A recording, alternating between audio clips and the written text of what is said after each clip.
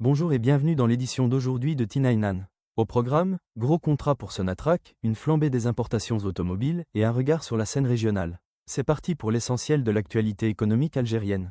Sonatrach et la société algérienne des engrais ont signé 2 contrats avec les groupes italiens Saipem et chinois CHEC pour la réalisation de la première phase du projet de phosphate intégré. Ce projet comprend la construction d'unités industrielles à Bled El Adba et Oued Kebri, ainsi que des infrastructures portuaires à Annaba. Ces accords marquent une étape clé dans le développement du secteur des phosphates en Algérie. Sonatrach a conclu 2 contrats EPC avec l'italien Saipem et une entreprise chinoise pour le développement d'un vaste projet phosphatier dans le nord-est de l'Algérie. Ce projet, situé à Bled El Adba et Oued Kebri, vise une production annuelle de 5,5 millions de tonnes, incluant des installations de transformation et de production d'engrais. Ces accords marquent une étape clé dans la stratégie algérienne de valorisation de ses ressources minières et de renforcement de ses partenariats internationaux.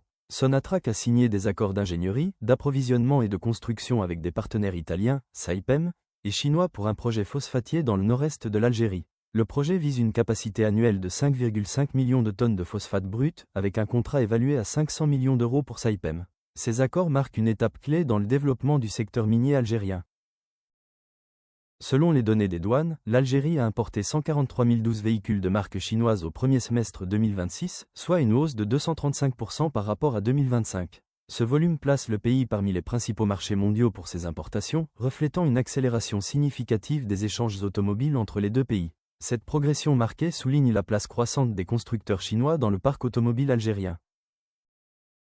L'ENAFOR, filiale de Sonatrach, s'apprête à forer le puits d'exploration Kafra Sud-Est 1, près d'Agadez, au Niger, à proximité de la frontière algérienne. Cette opération s'inscrit dans le cadre du projet pétrolier de Kafra, où Sonatrach est impliqué, et marque la reprise des activités de recherche et d'exploration préalablement convenues. Le texte souligne ainsi le déploiement opérationnel de l'entreprise algérienne dans cette zone. L'état-major ukrainien a revendiqué, jeudi, une attaque de drone contre la raffinerie Neftekhim Salava de Gazprom, située dans la République du Bachkortoustan, à environ 1400 km de l'Ukraine.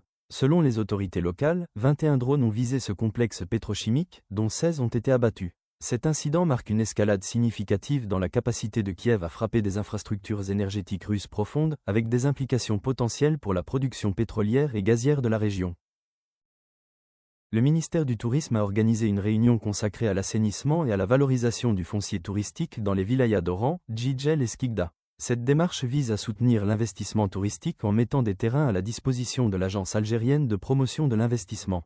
L'objectif est de booster le secteur en simplifiant l'accès au foncier pour les porteurs de projets.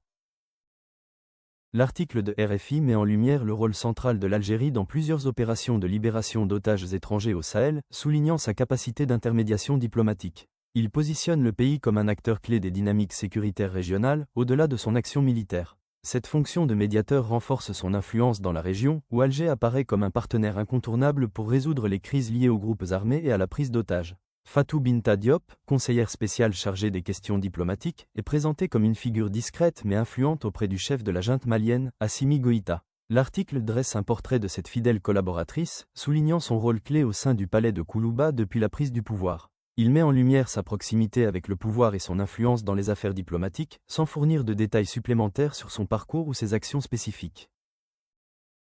L'article souligne l'importance cruciale d'un CRM performant pour les entrepreneurs, en particulier au lancement de leur activité. Il présente HubSpot comme une solution fiable, adoptée par plus de 299 000 entreprises mondialement, permettant de centraliser les données clients et de gérer efficacement des campagnes multicanales. L'outil est présenté comme un levier clé pour augmenter le chiffre d'affaires. Merci d'avoir suivi cette édition. Pour ne rien manquer de l'actualité algérienne, abonnez-vous à la newsletter quotidienne T99 sur t99.net. À demain.